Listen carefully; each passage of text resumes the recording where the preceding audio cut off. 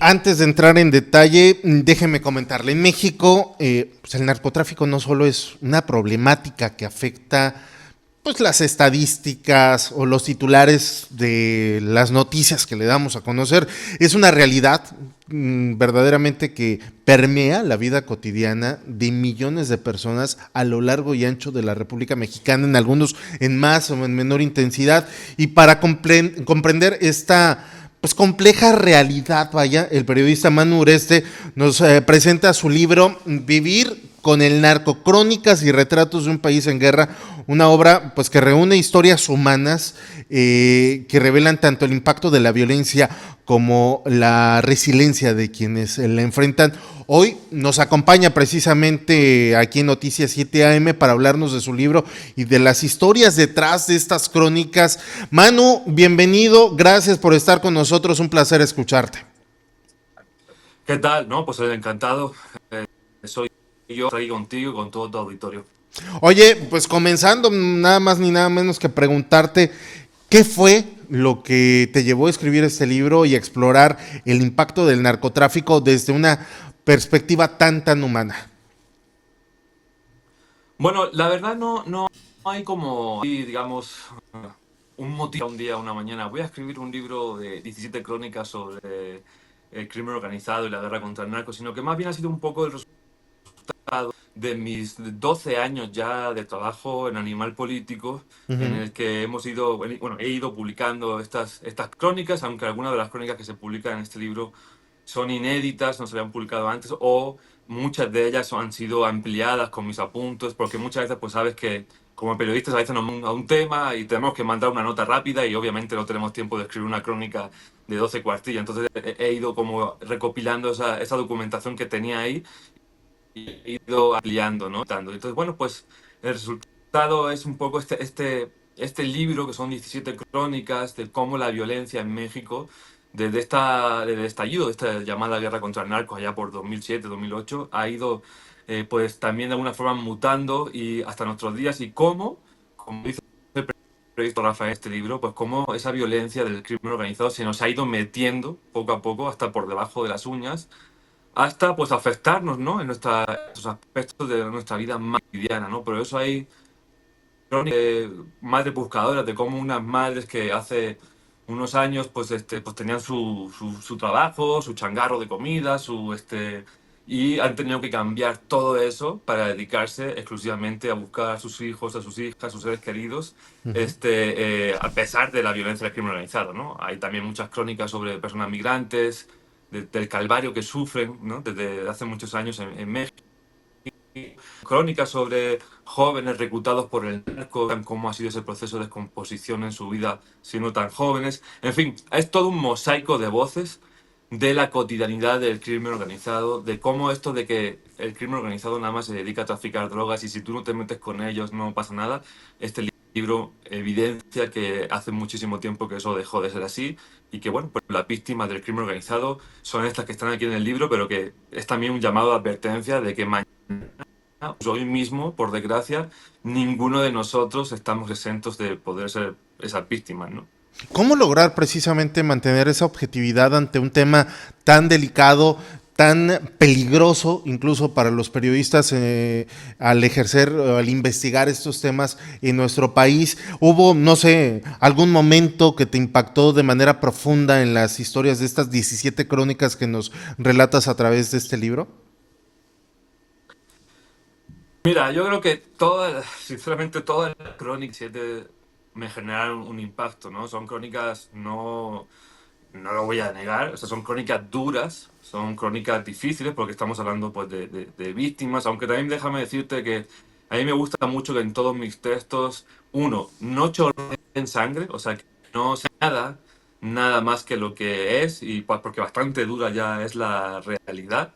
Y bueno, eso es un poco de ello que yo he adquirido en estos 2 años de trabajo, ¿no? Me gusta que sea así. Y dos, creo que también en Animal Político siempre nos hemos distinguido, o eso es al menos el objetivo, de ser un periodismo cercano a las víctimas, un periodismo que le da voz a quien no tiene esa voz, un periodismo que, pues eso, que da luz en un tema que es particularmente oscuro, ¿no? Y bueno, pues eso es lo que ha hecho también que estas crónicas, creo yo, menos eso era el objetivo, guarden ese equilibrio entre sí, historias duras, pero historias contadas con mucho profesionalismo, con mucha ética, sin que chorreen sangre, sin caer en el morbo innecesario, sin caer en el amarillismo. Y por el contrario, pues también lleva, además de lo que es el periodismo narrativo, ¿no? De que te va contando la historia de estas personas, pues también hay un periodismo de datos, de investigación detrás de estas crónicas, ¿no? Bueno, aunque el libro aborda desde luego temas muy duros, nos lo comentas ahorita precisamente, también se menciona la solidaridad, la esperanza. ¿Puedes compartirnos algún ejemplo que muestre esa resiliencia en las comunidades de estas crónicas que nos relatas? Sí, mira, yo creo que México, a raíz de esta guerra contra el narco, está viviendo sus días más oscuros como democracia, ¿no? Por esta violencia. Pero también dentro de eso, a mí en mis textos, además de que no me gusta que chorren sangre y todo esto que comentaba hace un Ujú. momento, me gusta mucho también incluir ¿no? Que no todo es como, hoy todo está perdido, que la persona que esté leyendo el libro lo termine de leer y se ponga a llorar, no, tampoco ese es el objetivo, ¿no? También hay historias que, yo creo que todas las historias de alguna forma también desprenden este halo de esperanza de que no todo está perdido y precisamente ese halo de esperanza es la gente, ¿no? Por ejemplo, en la crónica de Acapulco, Solos ante el huracán, es un claro ejemplo de cómo la capacidad de resistencia, de resiliencia del mexicano, de la mexicana, se sobrepone a la ignorancia del Estado. Acapulco vivió días de terror, vivió días donde no había presencia prácticamente de autoridades, donde la ciudad era una ciudad, pues prácticamente una ciudad sin ley. No sé si han visto esta serie, ¿no? De ficción de zombies de Walking Dead, pues así Ujú. parecía la ciudad. Sí, Yo sí, cuando una fui a hacer la zona crónica, sola, vaya, a la merced de lo que se presentara. exactamente, a merced de los saqueos, había, por la noche no había luz, o sea, era un caos total en las comunidades, en las colonias, para defender su patrimonio, ¿no? Defender el poco patrimonio que le había dejado el huracán, ¿no?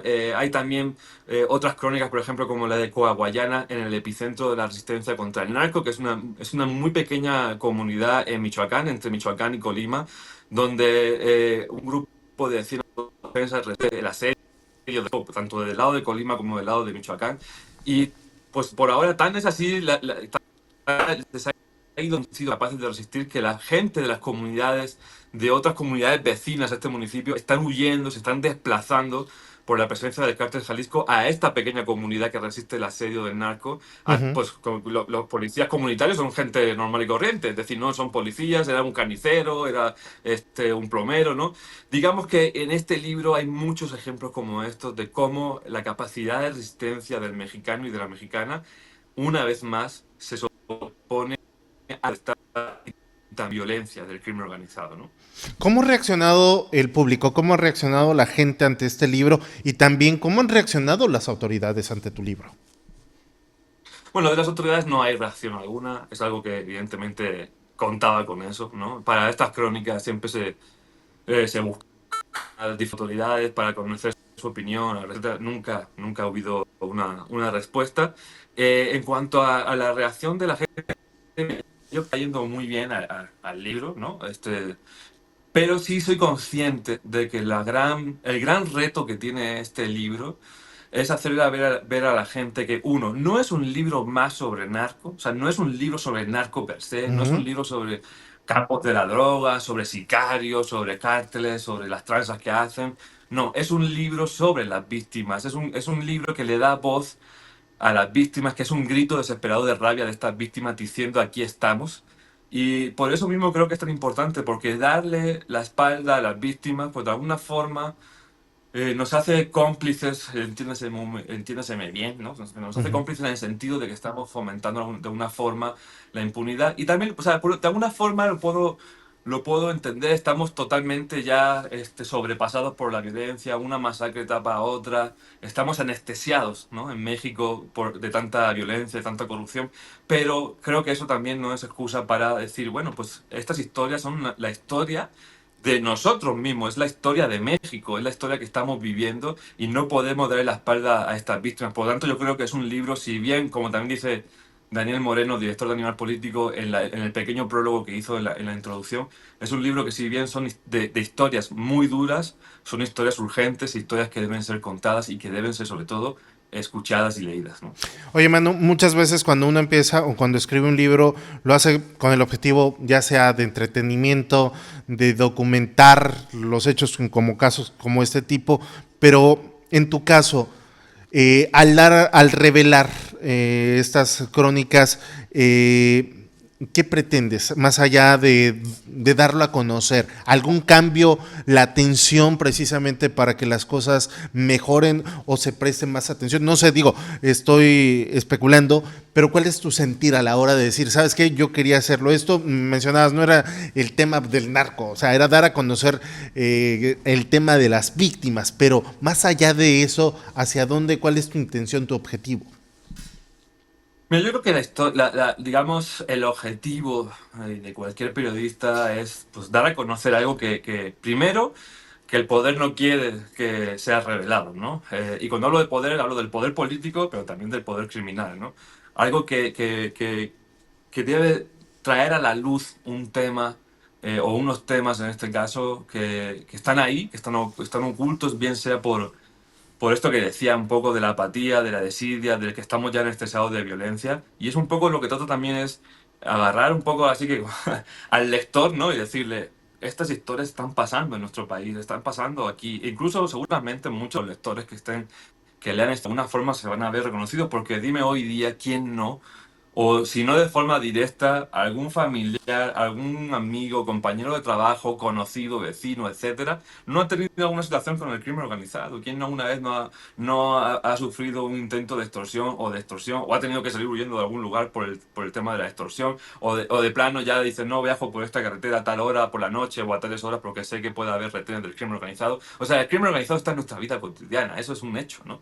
Entonces, bueno, pues este libro lo que trata es de contar eso, de exponerlo, de documentarlo, de dejarlo incluso también como un poco, como yo decía antes, yo creo que en México, estoy de eso, y es una desgracia, pero es así. Yo estoy convencido de que México está viviendo sus años más oscuros en la historia moderna del país, con esta guerra contra el narco, que van a pasar muchos años y vamos a recordar este periodo como uno de los más oscuros de la historia del país. Y tanto es así que también creo que este libro, van a pasar 10 años mínimo, sigue siendo súper vigente, súper actual, porque no se avisora, por lo menos a corto plazo, un cambio radical en la situación del país. Por desgracia, me encantaría decir lo contrario, pero es algo que va a tardar muchísimo tiempo digamos, en Bien. componerse, ¿no? Entonces, bueno, pues es dejar testimonio de toda esta situación, ¿no? Manu, ¿dónde podemos encontrar tu libro? Mira, este libro está disponible pues en librerías tipo Gandhi, por Rúa, Sótano, etcétera, en papel. También lo pueden adquirir por Amazon, Mercado Libre. También está en formato ebook, en formato electrónico, donde también van a poder ver la galería de fotos que incluye de retratos, que incluye este libro. Y también está disponible en un formato muy atractivo que lo cuenta, lo narra una actriz de doblaje muy, muy importante, se llama Kerima Flores, que no solamente va leyendo las historias, sino que le va dando una interpretación a cada una de las historias que va llevando de la mano. Y para quienes les guste escuchar podcasts, o mientras hace alguna otra actividad escuchar libros, creo que es una opción ideal, ¿no? Manu, agradecemos mucho que nos hayas acompañado y nos compartieras precisamente estas reflexiones de vivir con el narco. Sin duda, es un libro pues que invita a una profunda reflexión sobre lo que estamos viviendo en México y la fuerza de sus comunidades. Te agradecemos mucho y te deseamos mucho éxito en esta obra y en tus futuros proyectos.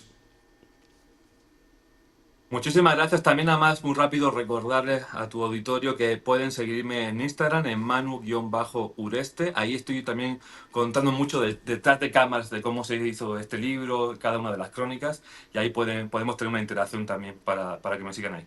Muy bien. Bueno, pues esta fue una conversación con Manu Ureste, autor del libro Vivir con el narco, crónicas y retratos de un país en guerra.